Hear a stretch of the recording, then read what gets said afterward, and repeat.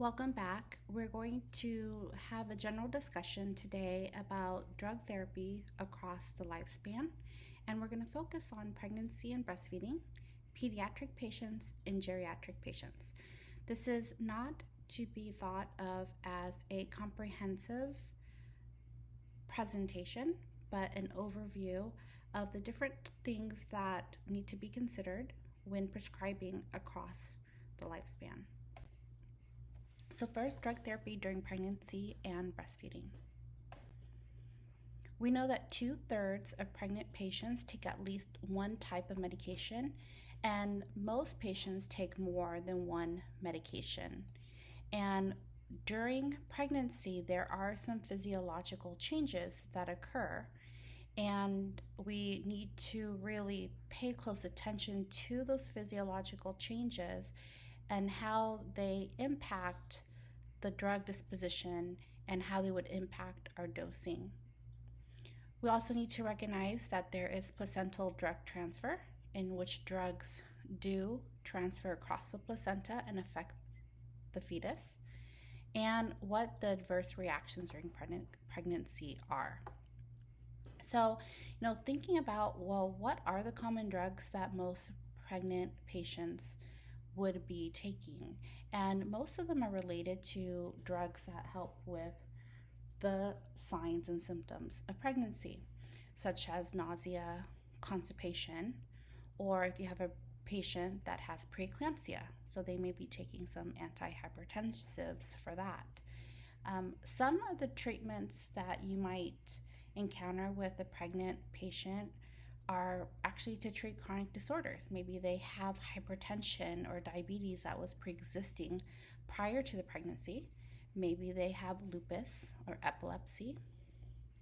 So we're trying to not only manage their pre-existing conditions, but also we need to think about, how this is going to affect their baby or their unborn baby.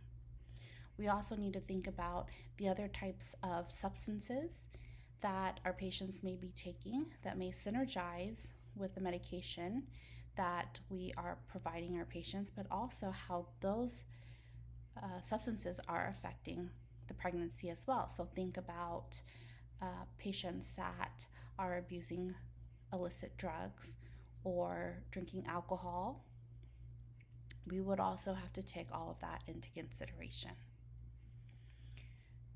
Now, drug therapy during pregnancy tends to be difficult for most providers because we're trying to balance the risk and the benefit, what is actually prohibited, and what we need to really take into consideration before we even prescribe the medications we know can be given to a pregnant patient, but may still have some side effects to the unborn fetus. Now, most drugs have not been tested during pregnancy for obvious reasons, and so as a result, we don't know what the risks are for some of the drugs. Most of them are unknown, and so we need to really think about, again, that balance between the risk versus the benefit. With pregnant patients, I tend to not want to overprescribe. So unless they truly need a medication, I will not prescribe it or add it to their existing regimen.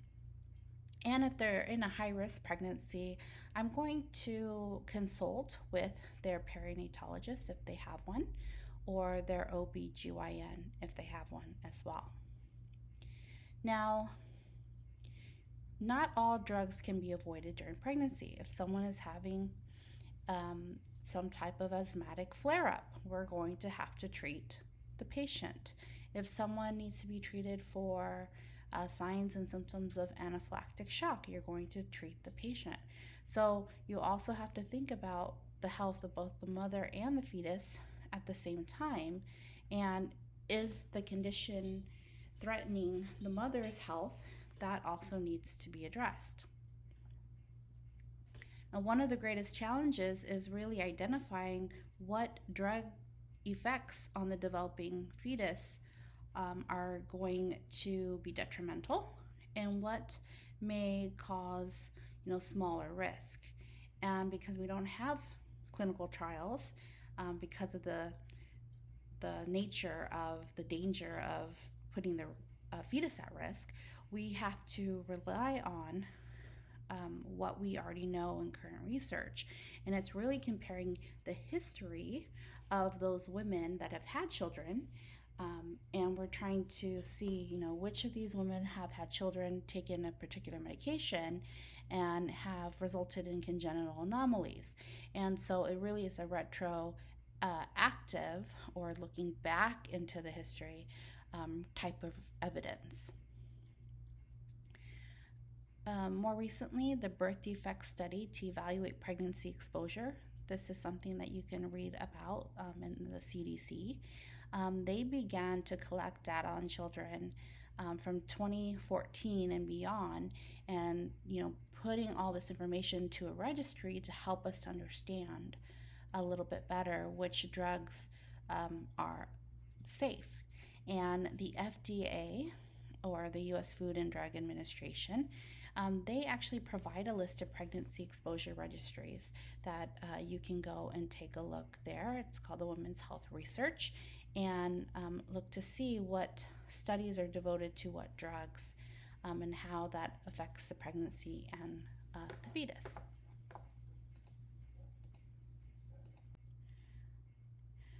Teratogens are any drugs that can cause congenital anomalies, and sometimes it's very hard to identify teratogens because we don't have very much information on half of them. Sometimes they are internal, and so we don't have this information until later in life, or it's discovered later in life. And sometimes the other half of the incidences are actually reported at birth, and so we can see.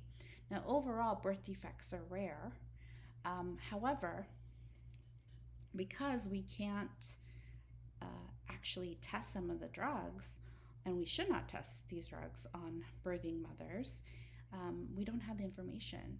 And so they may test a subset on animals, but we really can't apply that directly to humans. And so as a result, there's only a few drugs that can really be considered proven teratogens.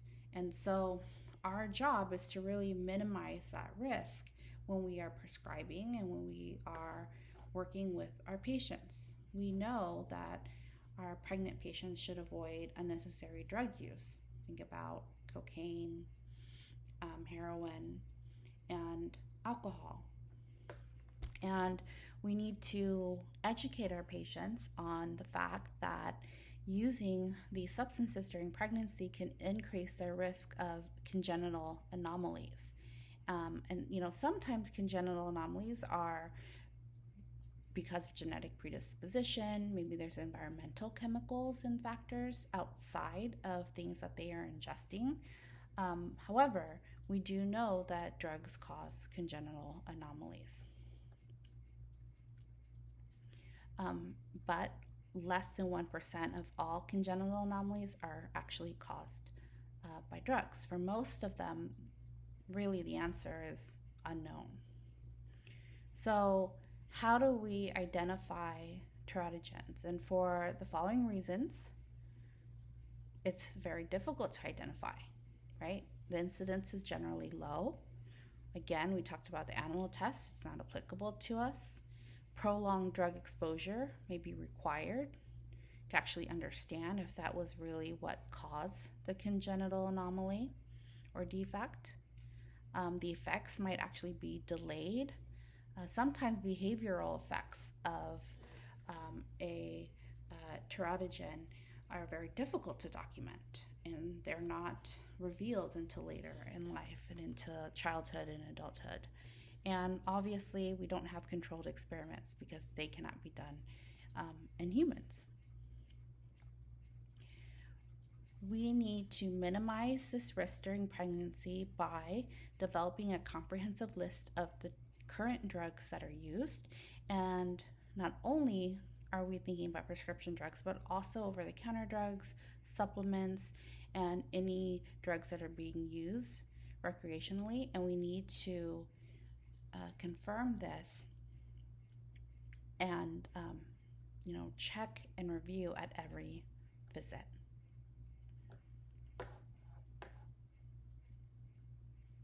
When a pregnant patient has been exposed to a known teratogen, then the first step for us is to determine, what exactly was it that they were exposed to, how long, so the period, and we want to know really, were they taking it during the period where most of our organs are being developed? And so that is a time called organogenesis, which typically is during weeks 3 through 8 in a normal pregnancy.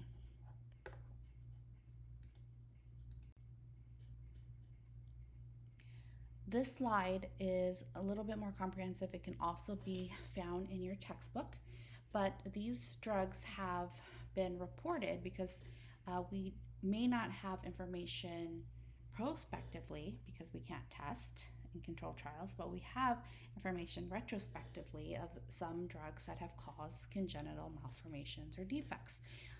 And so these drugs should be avoided during pregnancy because we have seen, or we strongly suspect, that they have become a teratogen. And so anti-cancer or immunosuppressant drugs, we have things like methotrexate. They can cause CNS and limb malformations. You see here topiramate. They can actually cause growth delay, cleft lip, and cleft palate. If you're taking androgens during pregnancy, you can have muscularization of the female fetus. If you're taking estrogen, you can actually have congenital defects of the reproductive organs. And so the list goes on. Some of them are antibiotics, like sulfa drugs, can actually cause neural tube defects, heart malformations, club foot, urinary tract abnormalities. So you never want to give that trimethoprim sulfamethocizole during pregnancy. This is a no-no as far as an antibiotic choice. And then you can go through, the other drugs here. Another one that stands out to me are NSAIDs because they can actually close the ductus arteriosus that helps with the movement of blood flow during pregnancy. So remembering that the fetal heart, the path of blood does not get oxygenated in the lungs, and so you need that ductus arteriosus to remain patent. And actually in the NICU, when we have patients that are born too early and their ductus arteriosus remains open, we actually use NSAIDs as a therapy to close it. So if the mom is taking NSAIDs during pregnancy, there's premature closure, which we don't want because they're bypassing that lung for oxygenation.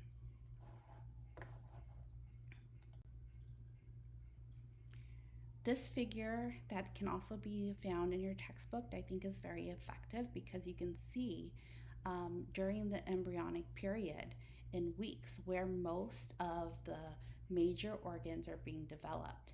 After week 8, your CNS continues to develop, but after that, it's your eyes, your ears, your teeth, your palate, and the external genitalia.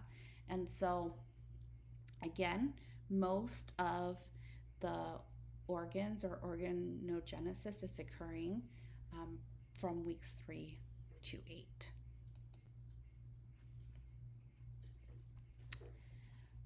So the U.S. Food and Drug Administration, or the FDA, does put out some pregnancy risk categories for certain drugs.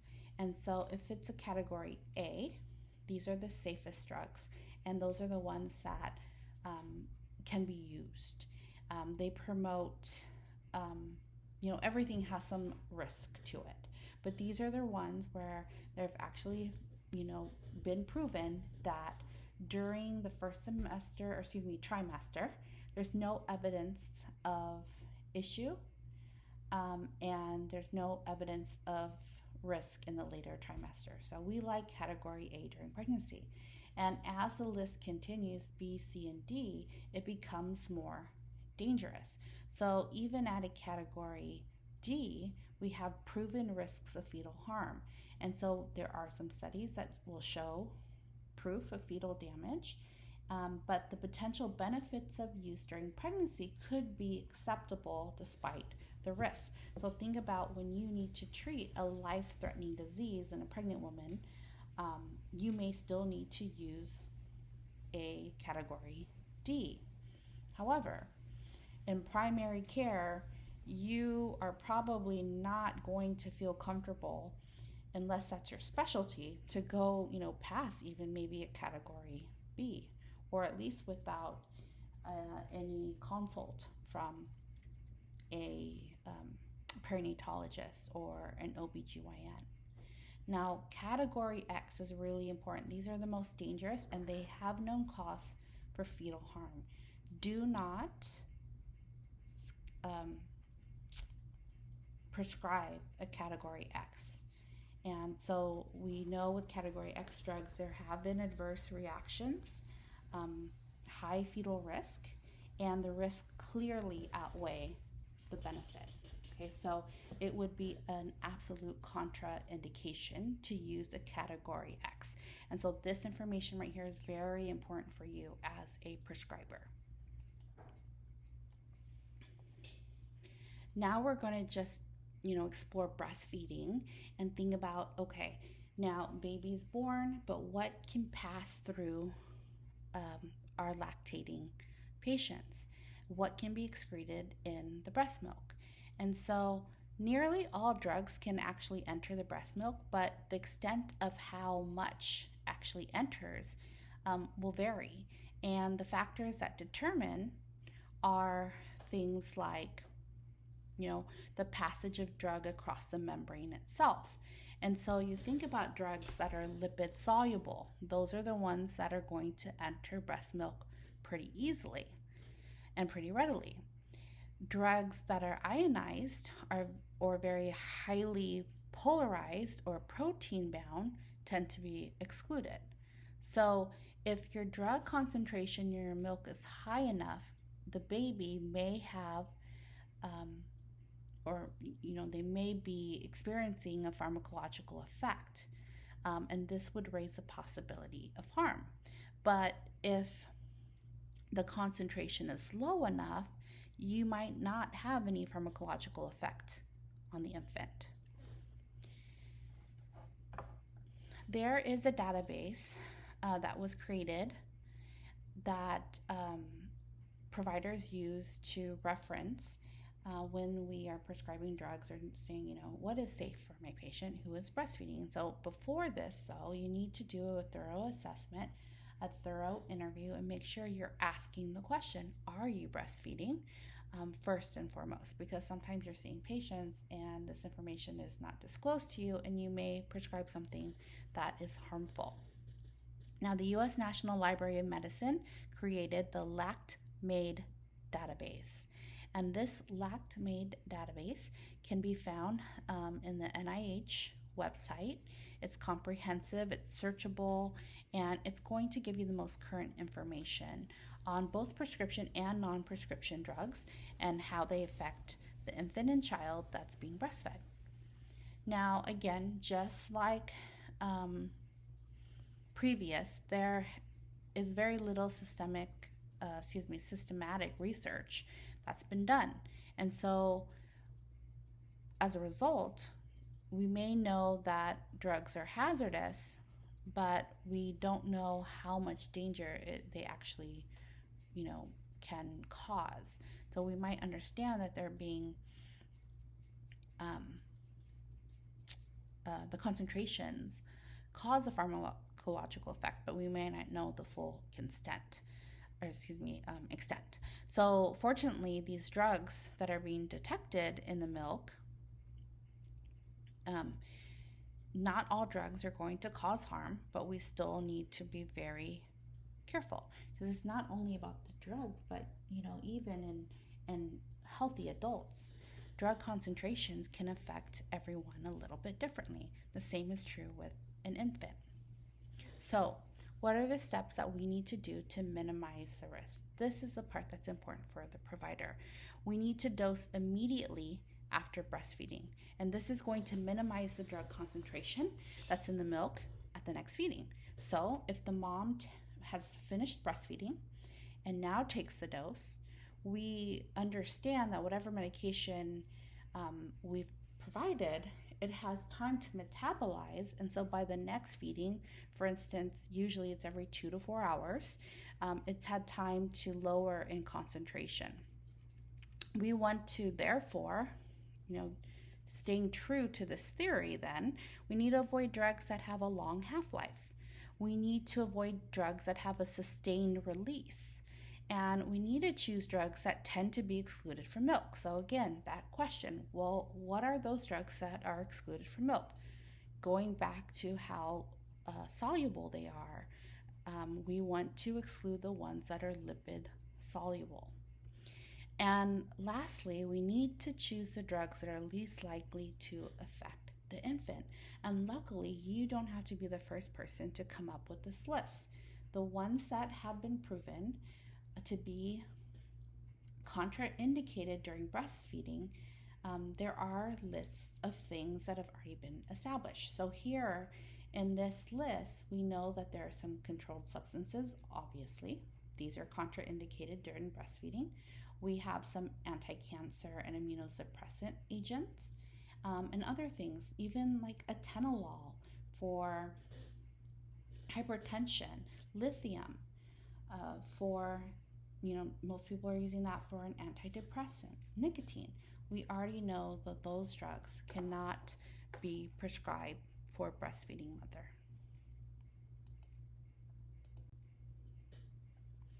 Now we're going to shift our focus to drug therapy in pediatric patients. And so when we think of pediatric patients in terms of dosing, usually we're talking about patients that are 16 years old or younger. And the reason that our pediatric patients have to have their own category is because their organs are not as mature. We have to think about their body surface area and the drug reactions due to pharmacokinetic alterations.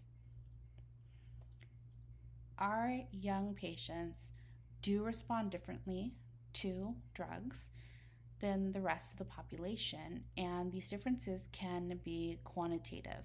So the younger patients are more sensitive than adult patients, and just not only with their age, but even within another child the same age, they're going to show greater individual variation. This is important to understand as well.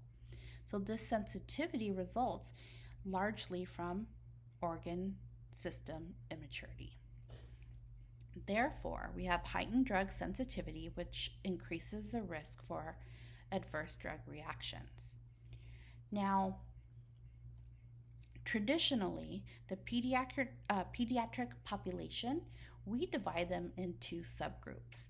We have premature infants, less than 36 weeks gestation, full term from 36 to 40. We think about, in terms of neonates, they're the first 4 postnatal weeks, so first 4 weeks after they've been delivered. When we talk about infants, we're talking about weeks 5 to 52, so that first year. Children 1 to 12 years, and adolescents 12 to 16 years. And so, each of those subdivided groups typically will have a different dose for certain medications. And in the beginning, it's very hard to remember all this information. And so go to your resources. Use tools like Hippocrates or Metatrax or whatever the hospital system that you're working with or clinic system that you're working with has. You need to use these things in the beginning. You're not going to remember. And even if you think you remember, as a novice practitioner that's prescribing, I would definitely double check to make sure that your memory is correct. Now, managing pediatric drug therapy is difficult sometimes because we might not even have sufficient drug information. And so, because of this, the FDA had put forth the Safety and Innovation Act of 2012. And there's two laws that were enacted by Congress um, to support this. And they promote drug research in children. So there's one called the Best Pharmaceuticals for Children Act, or the BBCA, and there's another one called the Pediatric Research Equity Act, the PREA. And so these guidelines help us to think about and try to fund research so that we can understand how to better and precisely dose our patients.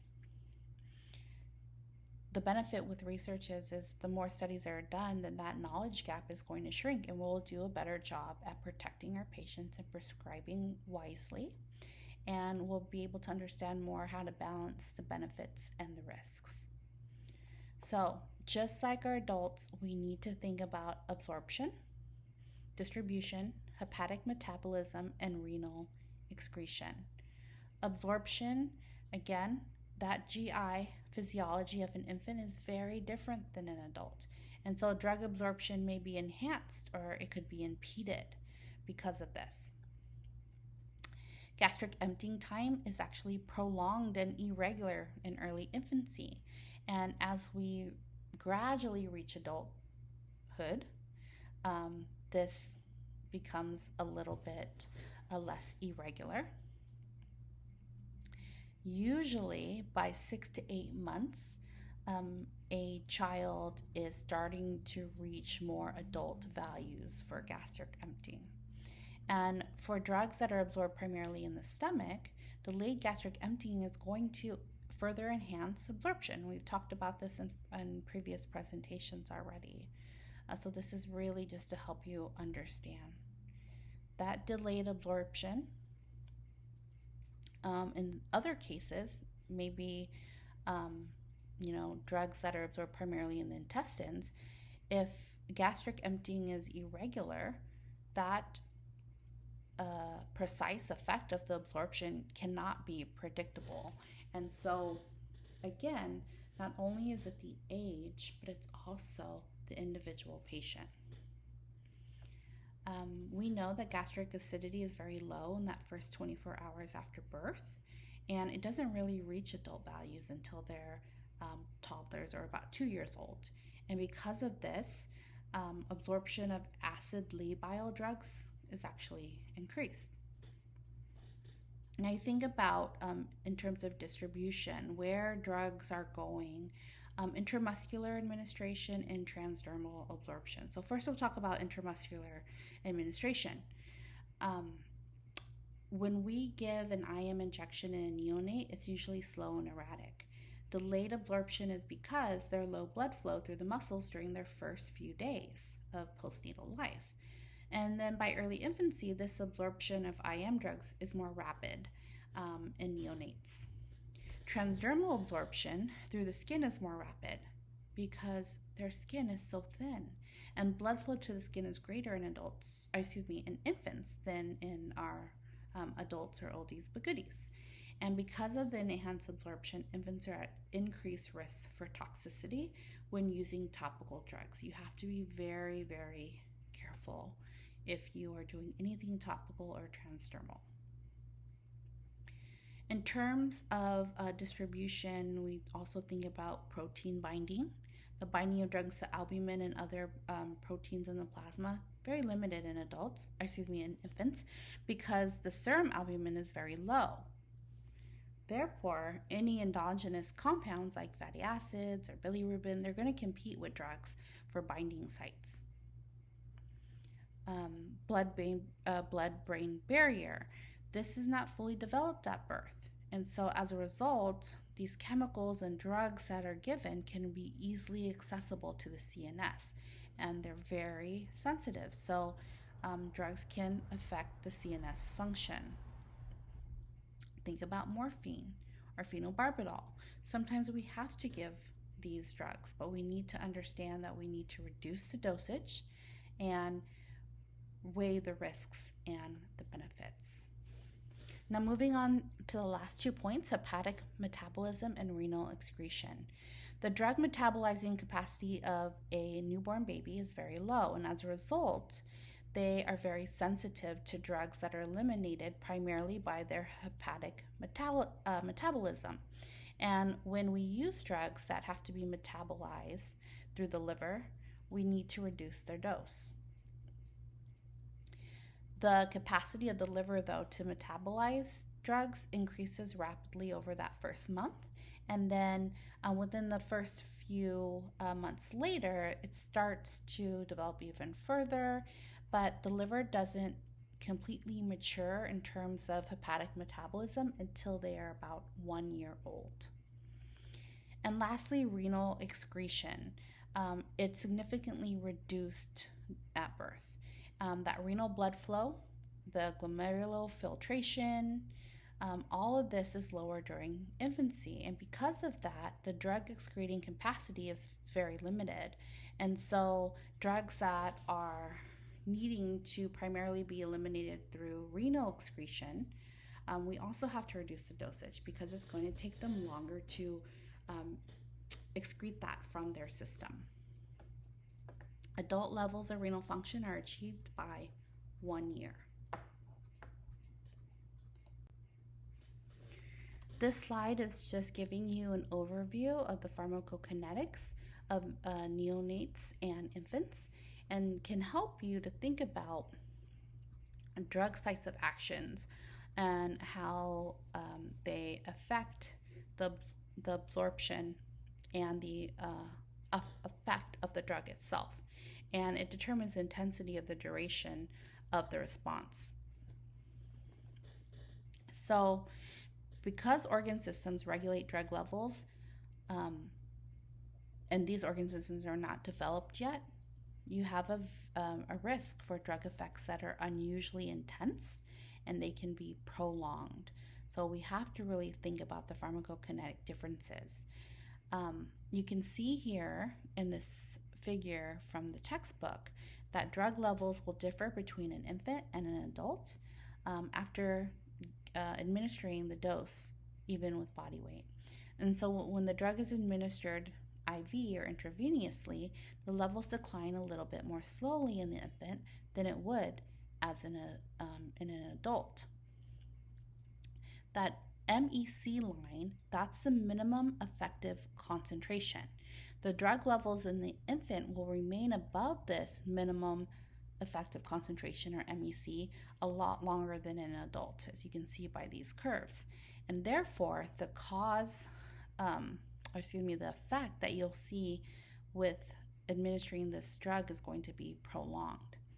When the drug is administered subcutaneously or sub-Q, which you can see in the next figure, the levels in the infant remain above that MEC, again, longer than the adult. But the levels also rise higher, causing effects to be more intense when you give a sub-Q than on an infant than an adult.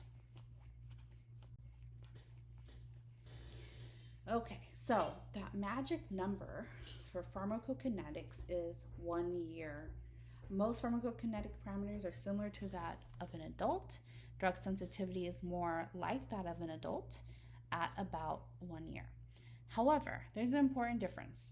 Children in this age group are still going to metabolize drugs faster than adults and a lot faster until the age of 2 years.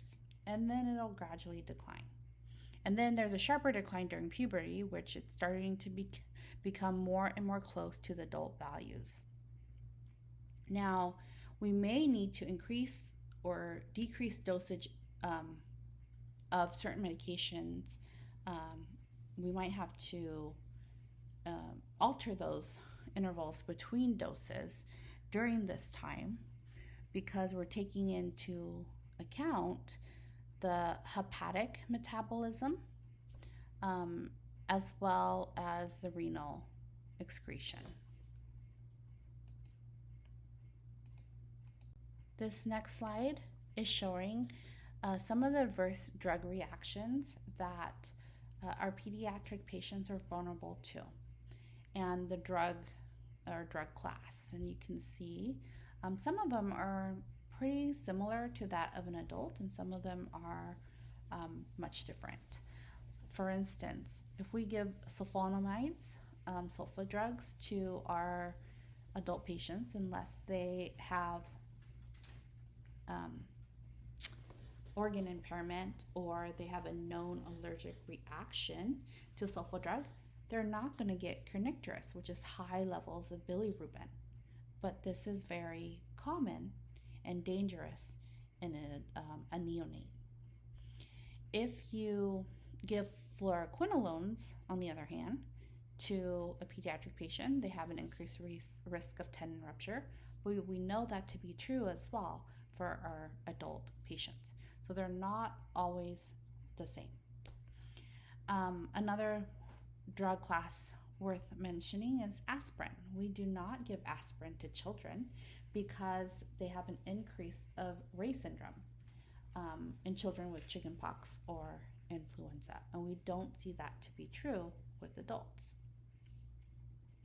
Children are very vulnerable to unique adverse effects related to organ immaturity and their ongoing growth and development. Okay, so you think about age-related effects, we're thinking about growth suppression that occur. Usually it's glucocorticoids. We already talked about kernicterus. Also with tetracyclines, they can actually discolor the teeth that are developing in children.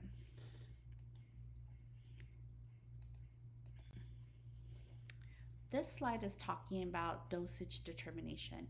And with pediatric patients, whether you're a prescriber or a bedside nurse or a clinician that's working out in the community or the clinic, we tend to use body surface area.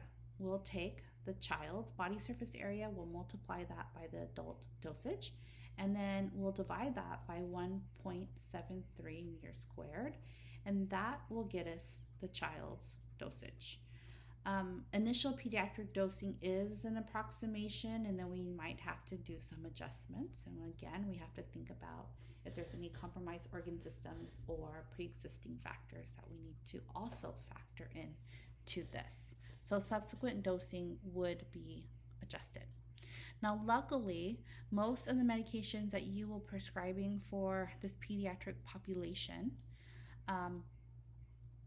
especially since you won't be working in an environment like the NICU, you have to be a neonatal nurse practitioner to do this. Most of these drugs have already been dosed, and you can find these references in things like Metatrax and Hippocrates and the other up-to-date and other resources that can help us to determine what the appropriate pediatric dosing is. However, especially in the infant stage, we do a lot by weight and body surface area.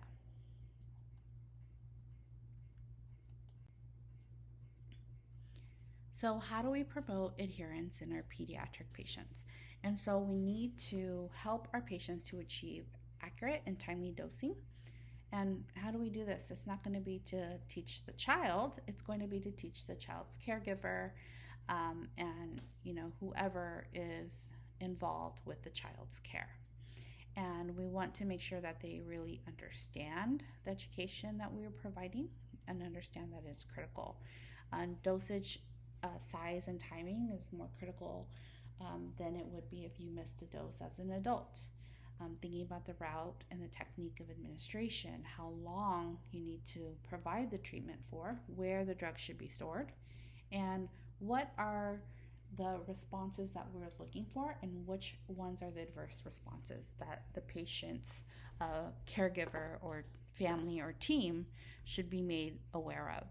And again, reiterating what we already know, the best way to do this is by written instruction to reinforce the verbal instructions.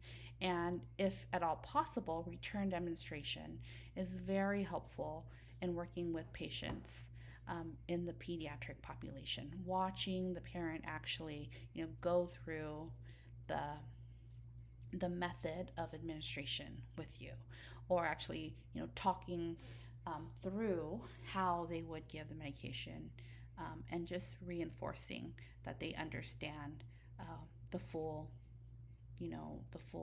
extent of their um, their treatment plan. And lastly, in the book, you can see another chart: strategies to promote medication adherence in children. Now, there's some things that we need to also know. We talked about, things for the caregiver, but let's talk about strategies for older children. We also need to start to involve the older children and adolescents, depending on their maturity level and their ability, to take some ownership and control over their medication. And so you'd see, for instance, with patients that have type 1 diabetes, they learn this, pretty quickly, and they'll be more able to administer their own medication a lot faster than patients that don't have any pre-existing conditions. You think about a 12-year-old that's had type 1 diabetes diagnosed since she was 6 versus a 12-year-old that's never been sick before and now is being asked, to take aspirin at an appropriate, the appropriate regimen. She may have more difficulty following that than the person that has had a pre-existing condition and, is more comfortable with that regimen. We want to proactively address adverse effects, again, with this age group, and we want the interprofessional team to really encourage and support them and have their parents encourage and support them until they get to a point where they can be more independent on their own. So that lastly leaves us with strategies to promote medication for providers. And so as we prescribe drugs, especially in the pediatric population, a good rule of thumb is if you can dose it less, you want to. So if you're trying to give a parent the task of dosing a medication 4 times a day or twice a day, pick twice a day. And obviously it depends on the amount that needs to be given. So sometimes twice a day might be like way too many mLs of medication for that child to take. But when possible, you want to do that. You're going to consider drug costs. You're going to consider how you're giving verbal instructions and reinforcing it with information printed out. And you want to give age-appropriate information to the children as well if you have access to that. Now we're going to wrap up this presentation with drug therapy in geriatric patients.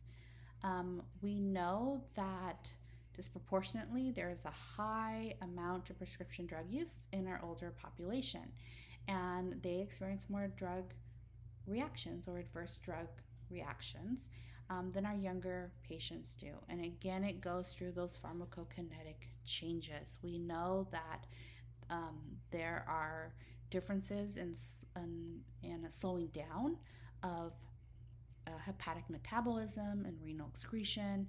Again, we know the differences with absorption and distribution as well that occur with our older patients. We've discussed that previously. I want you to try to recall the highlights of that.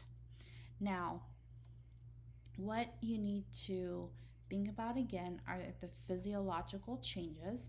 And so this slide goes in just a little bit more detail than we've talked about previously about the pharmacokinetic changes. And I want you to be very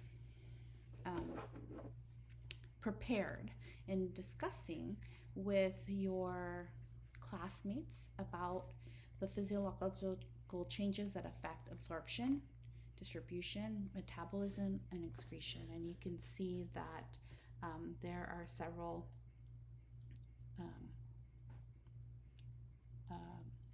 things listed here under each category. And we'll discuss this further in class, but this is something that you really want to understand with your older adult population.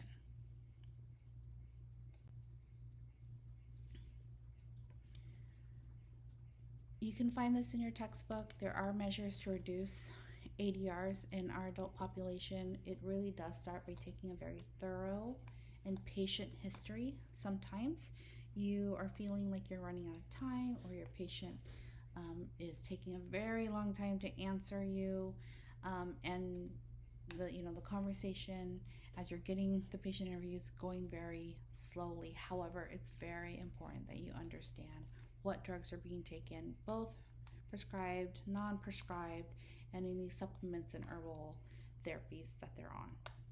Always think about the pharmacokinetic and dynamic changes that occur with aging. Think about always dosing low and slow, and you can always titrate up, right? It's hard when you shoot for the moon, you see the adverse drug reaction, then try to back away. You're doing your patient harm. Go low and slow if you can. You want to monitor appropriate plasma drug levels, and you want to think about, that being a rationale for changing dosage. You want to think about employing the simplest medication regimen. Again, same thing with pediatrics. If you can schedule something that can be taken once a day, that's better than something that can be taken 4 times a day. They're less likely to remember if they need to take it repetitively during the day. Think about drug-drug reactions, interactions, and iatrogenic illnesses that occur or that they have that might be from that drug interaction. You want to review their drug therapy, discontinue when you need to, and encourage the patient to dispose correctly any old medication. So there's no confusion about what they should be taken and what is old. Sometimes in my practice, I will have to start low and slow, and I'll prescribe a certain drug and I'll give them, the low dose. And then they do well, but they're not getting the full effect. So then I'll move them to the higher dose. And then what do we do with the lower dose? You have to educate them so that they don't get confused. Adverse drug reactions, really important to remember. We are 7 times more likely to experience ADRs in our elderly patients. 16% of them can turn into hospital admissions. 50% can actually cause medication-related deaths. The majority of these ADRs are dose-related, and so be very careful when you're thinking about the dose. Now, there are some adverse drug reactions that may not cause death to your patient, but they can be a little bit more non-specific, like cognitive impairment or dizziness, that you might not recognize at first as a adverse drug reaction, because these are things that sometimes, let's be honest, we already see with this population. But you have to do a thorough history and a thorough follow-up to make sure that you're not promoting adverse drug reactions. Now, in your textbook, there are already a list of some drugs that we try to generally avoid in our older patients. You can see here, we won't read through all of them, but you can see the drugs, the reason that we are concerned, and you're thinking about the physiological reasons, and then what are some alternate treatments that you can use. So this is a table that we're going to refer to in our class exercises to see if we can't come up with some alternatives to drug therapies if needed.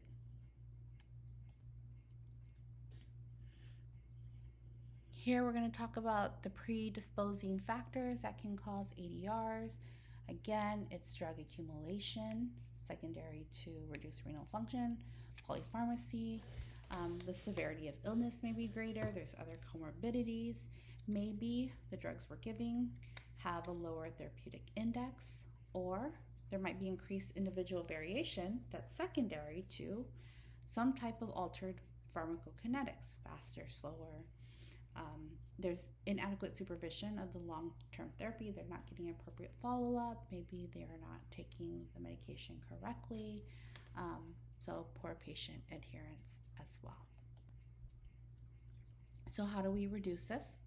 Again, thorough history.